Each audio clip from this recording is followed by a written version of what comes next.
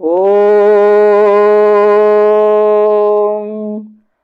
अग्न आयाहि वीतये गृणानो हव्यदातये निहोता सत्सि बर्हिषि निहोता सत्सि बर्हिषि। सभी को सादर नमस्ते जी। मैं सार्थक महाजन आप सभी का स्वागत करता हूं सनातन संचयन के द्वारा आरंभ की गई वेद स्वाध्याय श्रृंखला की इस नई वीडियो में। मित्रों, परमपिता परमात्मा ने मानव मात्र के कल्याण के लिए, मनुष्य के ज्ञान की वृद्धि के लिए आदि सृष्टि में 4 ऋषियों के माध्यम से वेद का ज्ञान दिया था। क्रम से अग्नि ऋषि को ऋग्वेद का, वायु ऋषि को यजुर्वेद का, आदित्य ऋषि को सामवेद का और अंगिरा ऋषि को अथर्ववेद का ज्ञान दिया गया था समाधिस्थ अवस्था में। और चारों ही ऋषियों ने गुरु शिष्य परंपरा से आगे इस वेद का प्रचार किया, प्रसार किया। और उनसे पठन किया हुआ जो ब्रह्मा ऋषि थे, उन्होंने भी आगे इस वेद विद्या का गुरु शिष्य परंपरा से प्रचार करते हुए इस वेद विद्या को आज हम तक पहुंचाया गया है। आज की पीढ़ी के लिए भी वेद उपलब्ध है और इसका जो श्रेय जाता है वो श्रेय जाता है महर्षि देवदयानंद सरस्वती जी को, जिन्होंने लुप्त हुई वेद स्वाध्याय की परंपरा को पुनः आरंभ किया, उसका पुनरुद्धार किया और कहा कि वेद का पढ़ना पढ़ाना और सुनना सुनाना सब आर्यों का, सब मनुष्यों का परम धर्म है। और उनका अनुकरण करते हुए अनेकों विद्वानों ने वेद के प्रचार प्रसार के लिए बहुत से काम किए हैं। एक स्वामी ब्रह्म मुनि परिव्राजक जी हुए हैं जिन्होंने सामवेद पर अद्भुत भाष्य लिखा है।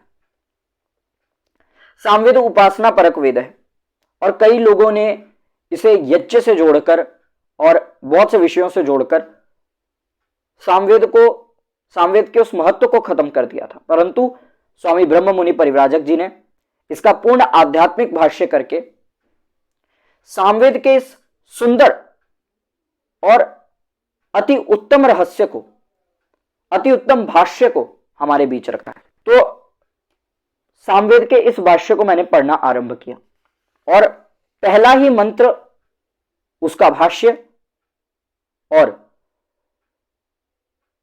उसके तात्पर्य को जानकर जितना अपनी समझ से मुझे ये तात्पर्य समझ आया, उसका सामवेद के प्रयोजन के साथ संगति निकालकर मुझे ये रहस्य समझ आया कि अग्न आया ही वीतये गृणानो हव्यदातये निहोता सत्सि बर्हिषि, यही सामवेद का प्रथम मंत्र क्यों है, यही आज हमारे चिंतन का विषय है। हो सकता था यह द्वितीय मंत्र होता, तृतीय मंत्र होता, परंतु परमात्मा की जो ये रचना है ना, अद्भुत है, बड़ी ही अद्भुत रचना है परमात्मा की। और उस अद्भुत रचना के पीछे एक प्रयोजन है। क्यों सामवेद का यही प्रथम मंत्र है, इसके पीछे भी परमात्मा का प्रयोजन है। और वो प्रयोजन क्या है, वो लक्ष्य क्या है, वो समझना चाहिए।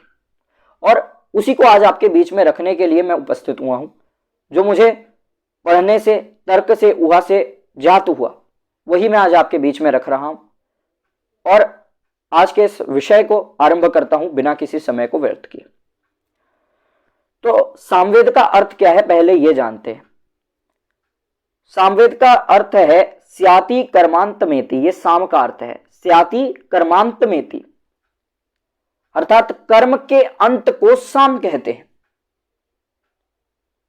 आप सभी को यह ज्ञात होगा कि वेद के 3 विषय हैं, ज्ञान, कर्म और उपासना, और कहीं कहीं विज्ञान को भी साथ में ले लिया जाता है। तो ज्ञान, कर्म, उपासना और विज्ञान, ये वेदों का विषय है। और ज्ञान, कर्म और उपासना, ये 3 विषयों के होने से इसे वेद त्रयी कहा जाता है। ये 3 विद्या क्रमशः 3 वेदों में है। मतलब जो वेदों का मुख्य प्रतिपाद्य विषय है, उसे ये तात्पर्य कह रहा हूं। जैसे कि ऋग्वेद का मुख्य प्रतिपाद्य विषय ज्ञान है, यजुर्वेद का मुख्य प्रतिपाद्य विषय कर्म है और सामवेद का मुख्य प्रतिपाद्य विषय उपासना है। अब जो कर्म है वो हमारा कब शुद्ध हो सकता है? जब हमारा ज्ञान शुद्ध होगा, जब हमें ये इस बात का ज्ञान होगा कि हमारे लिए क्या करना सही है क्या नहीं है, और संपूर्ण पदार्थों का ज्ञान लेकर उनसे यथा योग्य लाभ लेने की विधि जब हमें आ जाएगी, तभी हमारे कर्म शुद्ध हो सकते हैं। और मेरा शुद्ध कर्मों से तात्पर्य यह है कि वेदों में जिन कर्मों को करने का आदेश दिया है, अर्थात वेदों में जो आदिष्ट कर्म है, और जिन कर्मों को करने का निषेध किया है, जो निषिद्ध कर्म है, जो आदिष्ट कर्म है उनको करना, और जो निषिद्ध कर्म है उनको ना करना, उनका त्याग कर देना, और निष्काम भाव से इन वेदोक्त कर्मों को करना। निष्काम अर्थात किसी भी लौकिक फल की इच्छा ना रखते हुए, मोक्ष को अपने लक्ष्य को बनाकर, मोक्ष ही हमारा लक्ष्य है, इस लक्ष्य को रखकर मैं इस वेदोक्त कर्म का अनुष्ठान कर रहा हूं। जब यह भावना मन में आ जाएगी तो मनुष्य का कर्म शुद्ध होगा, और कर्म तभी शुद्ध होगा जब मनुष्य का ज्ञान शुद्ध होगा। और जब तक मनुष्य का ज्ञान, कर्म और उपासना ये तीनों शुद्ध नहीं होते, तब तक उसका मोक्ष संभव नहीं है। यही प्राचीन और ऋषि दयानंद के मंतव्यों का अर्थ है। जब हम ऋषि दयानंद की सत्यार्थ प्रकाश का 9वां समोल्लास पढ़ेंगे तो वहां उन्होंने दृढ़ घोषणा की है कि जब तक आपका ज्ञान, कर्म और उपासना ये शुद्ध नहीं होंगे, तब तक आपका मोक्ष, मुक्ति संभव ही नहीं है। इसीलिए ऋग्वेद का जो मुख्य प्रतिपाद्य विषय है वो ज्ञान है, और यजुर्वेद का मुख्य प्रतिपाद्य विषय कर्म है।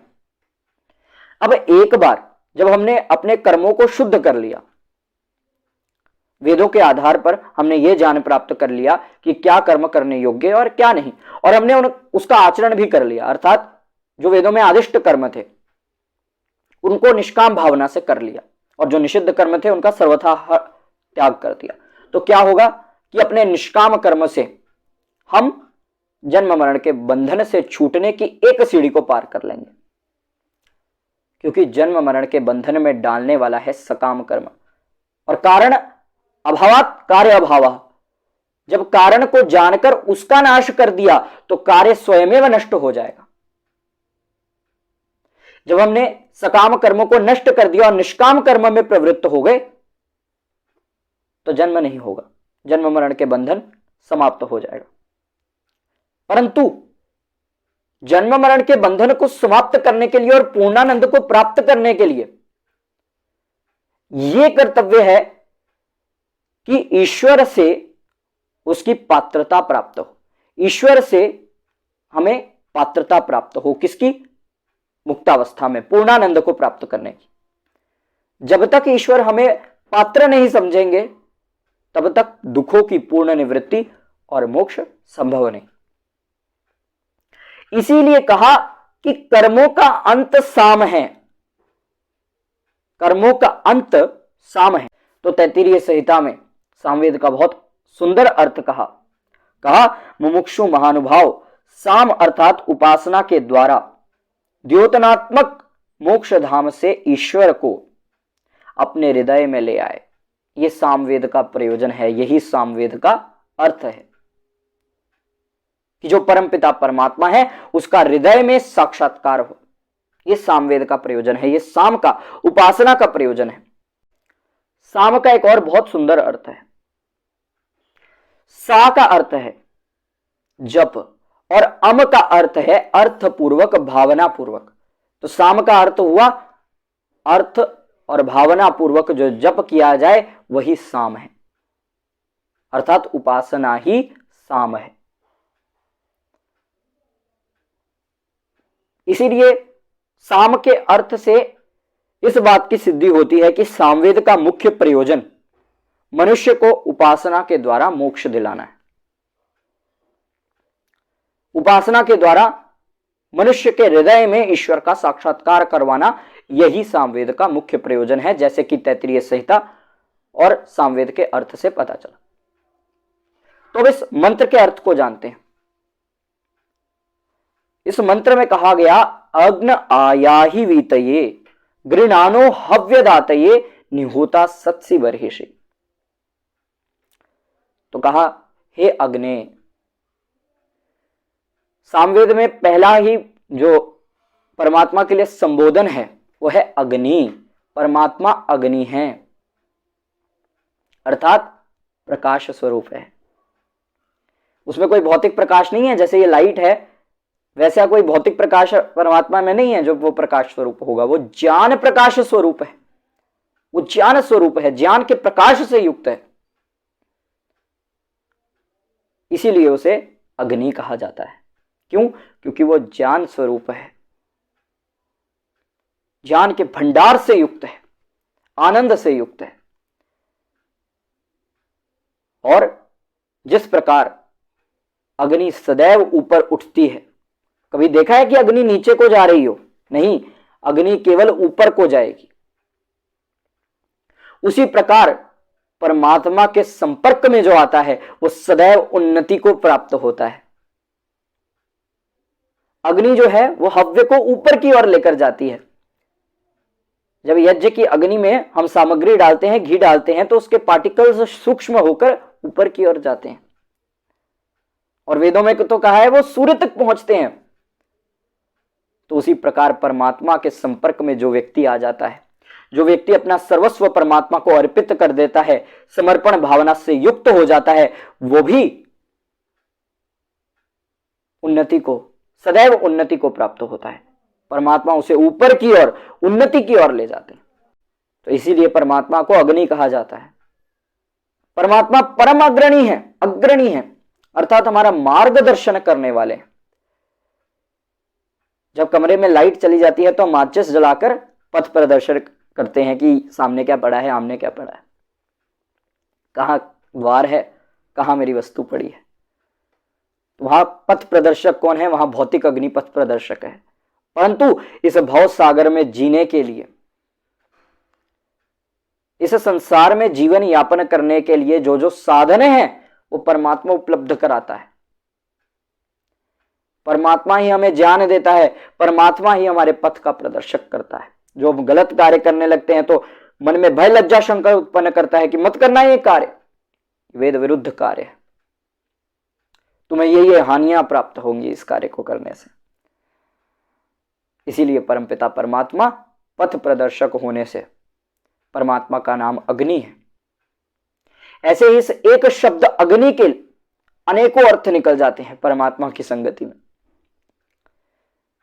तो परमात्मा को कहा गया ज्ञान स्वरूप परमात्मा, ज्ञान के प्रकाश से युक्त परम अग्रणी। वो जो परमात्मा है उसके आगे कहा गया आ या ही, हे परमात्मा आओ मेरी ओर गति करो,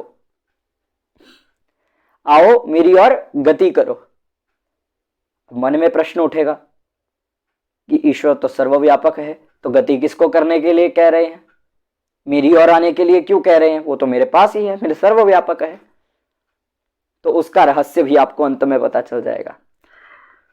हे परमात्मा, हे ज्ञान स्वरूप परमात्मा आओ, और वीतये, किस लिए आओ?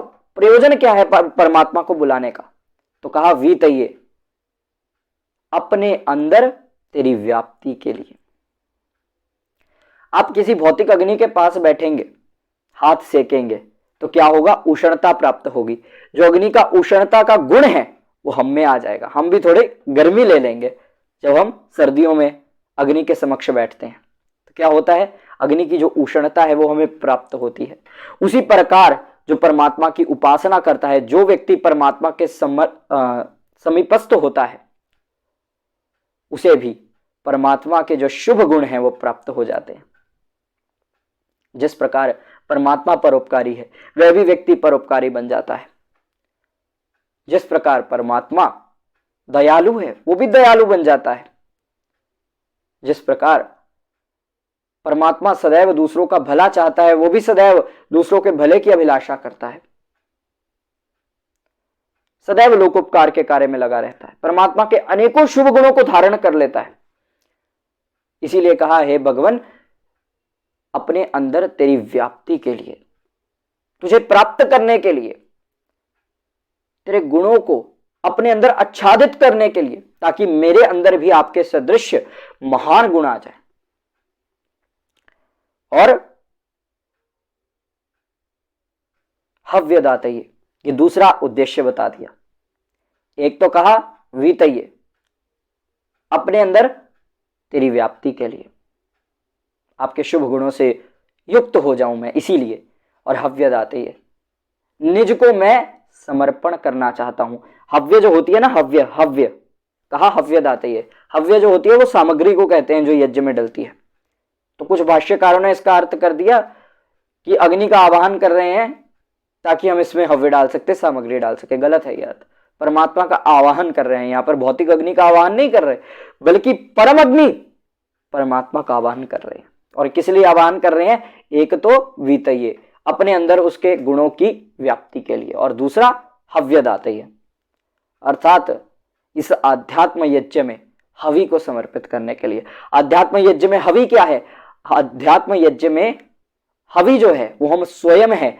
स्वयं को जब हम समर्पण कर देंगे, स्वयं को परमात्मा के प्रति जब हम अर्पित कर देंगे, तो हमारा आध्यात्म यज्ञ सफल होगा। तो स्वयं को, निज को तेरे भेंट देने के लिए, स्वयं को समर्पित करने के लिए ये दो उद्देश्य बताए। गृणानो, मैं तेरी स्तुति करता हूं। परमात्मा की गृणान, स्तुति करने का क्या लाभ है, क्या उद्देश्य है?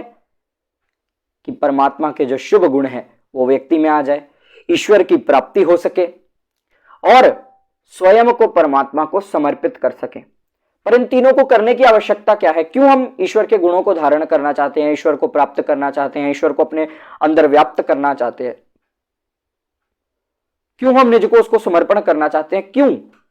ताकि निहोता सत्सि बर्हिषि, हे प्रभु आप हमारे आध्यात्म यज्ञ का संपादन करता बनिए, और जो हमारा हृदयासन है ना, हृदयासन, हमारे हृदय में विराजमान हो जाइए। परमात्मा समस्त श्रेष्ठ कर्मों के संपादन करता, तो हमारे आध्यात्म यज्ञ का भी संपादन करता वही बनेगा। जितने भी संसार में शुभ कर्म हो रहे हैं वो परमपिता परमात्मा की अनुकंपा से हो रहे हैं, उसका संपादन भी परमपिता परमात्मा की अनुकंपा से हो रहा है। तो हमारा जो ये आध्यात्म यज्ञ है ना, इसका भी संपादन वो परमपिता परमात्मा करेगा, जो चारों ओर व्याप्त है। इसीलिए कहा कि परमात्मा आप तो होता है, आइए आप मेरे हृदय में विराजमान हो जाइए। अर्थात हृदय में मुझे आपके दर्शन करने हैं। उपनिषदों में लिखा है कि परमात्मा का साक्षात्कार कहां होता है? तो योगी के समाधिस्थ अवस्था, योगी जब समाधिस्थ अवस्था को प्राप्त कर लेता है तो विद्या रूपी जो गांठ है वो सर्वथा टूट जाती है, और वहां हृदय आकाश में जो हृदय स्थल है वहां पर परमात्मा का साक्षात्कार होता है। अर्थात जो ईश्वर की प्राप्ति है, ईश्वर की अनुभूति है, ईश्वर का ज्ञान है, ईश्वर का प्रत्यक्ष है, वो हृदय में होता है। इसीलिए एक साधक आवाहन करता है कि हे ईश्वर आप मेरे हृदय में विराजमान हो जाइए। यह सामवेद का उद्देश्य था कि जो परमात्मा है उसका हृदय में साक्षात्कार करना। आरंभ में तैत्तिरीय संहिता का मैंने प्रमाण दिया था कि सामवेद का प्रयोजन क्या है, सामवेद का अर्थ क्या है। तो जब परमपिता परमात्मा की उपासना करते हैं तो बताया, इसमें सामवेद के प्रथम मंत्र में बता दिया कि उपासना क्यों करें, ताकि हृदय में उसका साक्षात्कार हो सके। और हृदय में उसका साक्षात्कार हो सके इसके लिए क्या कीजिए? वीतये, उसका आवाहन करो, वो हमारे अंदर व्याप्त हो जाएगा, उसके गुण हमारे अंदर व्याप्त हो जाएंगे। हव्य दातेय, निज को समर्पित कर दो। यदि ईश्वर को प्राप्त करना है तो स्वयं के कर्मों को, स्वयं को समर्पित कर दो। हे परमात्मा ये जीवन तुम्हारे लिए, ये सभी साधन संसाधन तेरी प्राप्ति के लिए। क्यों? क्योंकि मुझे हृदय में तेरा साक्षात्कार करना है। इसीलिए सामवेद का यह प्रथम मंत्र है। क्योंकि सामवेद का उद्देश्य तैत्तिरीय संहिता में क्या बताया था? मुमुक्षु महानुभाव साम अर्थात उपासना के द्वारा द्योतनात्मक मोक्ष धाम से सोम को अर्थात आनंद स्वरूप परमात्मा को अपने हृदय में संस्थापित कर देता है। यह सामवेद का उद्देश्य था, साम का, उपासना का उद्देश्य था।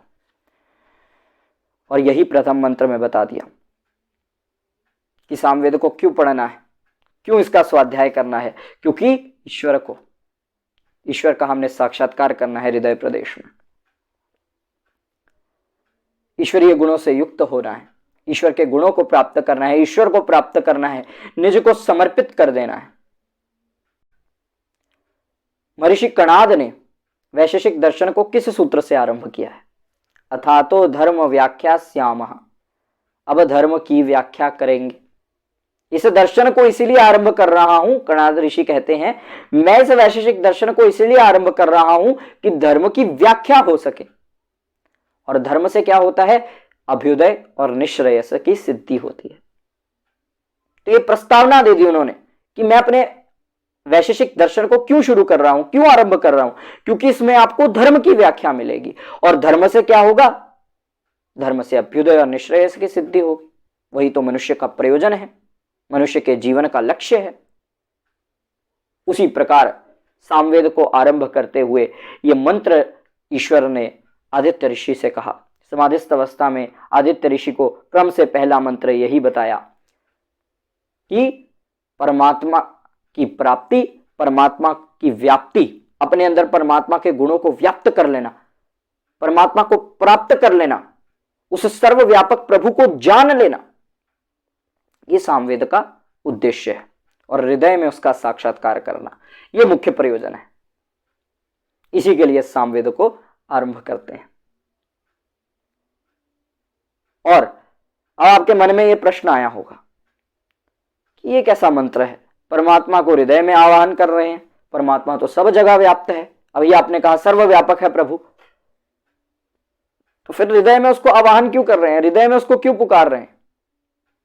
परमात्मा सर्वव्यापक है, इस कारण से स्थान और काल की कोई दूरी नहीं। हमारे और परमात्मा के बीच में स्थान की और काल की कोई दूरी नहीं है। मान लीजिए मेरे गुरु जो हैं वो गुजरात में रहते हैं, मैं रहता हूं पंजाब में, तो हमारे बीच में एक स्थान की दूरी हो गई ना, कि अगर मैं पंजाब में हूं और वो गुजरात में है तो मैं उनसे नहीं मिल सकता अभी बैठे बैठे यहां पर। परमात्मा सर्वव्यापक है, परमात्मा की स्थान की दूरी नहीं है। मेरे और परमात्मा में स्थान की किसी प्रकार की दूरी नहीं है। यदि मैं पंजाब में होऊंगा तो वो पंजाब में होंगे, जब मैं गुजरात में होऊंगा वो गुजरात में होंगे, अमेरिका में होऊंगा तो अमेरिका में होंगे। वो सब जगह व्याप्त हैं, तो उनसे हमारी स्थान की कोई दूरी नहीं। अब काल की दूरी एक होती है कि गुरुजी इस समय व्यस्त हैं, कोई कार्यक्रम है, वहां जाना है उन्हें, तो मैं वहां उस समय उन्हें मिल नहीं सकता। परंतु परमात्मा सब स्थान पर है, सर्वव्यापक है, इसलिए स्थान की कोई दूरी नहीं है। और परमात्मा हर समय के लिए जितना भी समय हो जाए, परमात्मा कभी बिजी नहीं होंगे कि मैं तुमसे बात नहीं कर सकता, अभी मैं बिजी हूं। वो सर्वव्यापक परमात्मा तो ऐसा है कि सबकी प्रार्थना एक क्षण में, एक समय में सुन सकता है। सभी कर्मों को देख रहा है, सभी कर्मों को जान रहा है एक समय पर। क्यों? क्योंकि वो सर्वशक्तिमान है, उसे किसी अन्य की जरूरत नहीं। इसीलिए परमात्मा की काल और स्थान की कोई दूरी नहीं। परंतु दूरी किस बात की है? अगर दूरी नहीं फिर तो हम परमात्मा को प्राप्त कर लिए होते, परंतु दूरी तो है ना। वो दूरी है ज्ञान की, वो दूरी है ज्ञान की, वो दूरी है अनुभूति की। और उसी दूरी को मिटाने के लिए ये मंत्र है, हे परमात्मा आप मेरे हृदय आकाश में मुझे अपना साक्षात्कार करवा दो। मैं आपको प्राप्त करना चाहता हूं, हृदय में आपका साक्षात्कार करना चाहता हूं। क्यों? क्योंकि मेरे और आपके बीच में अनुभूति की दूरी है, ज्ञान की दूरी है, कोई स्थान और काल की दूरी नहीं। परंतु उस दूरी को मैं मिटाना चाहता हूं और उसके लिए ही आपकी उपासना कर रहा हूं। ये पूरा उपासना परक वेद है। इसमें ईश्वर की उपासना किस प्रकार की जाए, क्यों की जाए, कैसे की जाए, कब की जाए, ये सब बात का निरूपण किया गया है। बहुत अच्छी पद्धति बताई गई है। तो आज की वीडियो के लिए बस इतना ही। आइए संकल्प लें कि अष्टांग योग के द्वारा अपनी उपासना को शुद्ध करेंगे और उपासना के द्वारा परमात्मा और अपने बीच जो ज्ञान और अनुभूति की दूरी है उसे वो मिटा देंगे और परमात्मा का हृदय में साक्षात्कार करना ये अपना लक्ष्य बना लेंगे। इन्हीं वचनों के साथ अपनी वाणी को विराम देता हूँ। आप इस वीडियो को अधिक से अधिक शेयर कीजिए यदि आपको ये जानकारी अच्छी लगी। आपका अपना चैनल है, इसे सब्सक्राइब करें और करावें। इस वीडियो को लाइक करें, शेयर करें, कमेंट करिए आपके व्यूज़ कि आपको ये कैसी लगी ये वीडियो। बहुत बहुत धन्यवाद। सभी को सादर नमस्ते जी।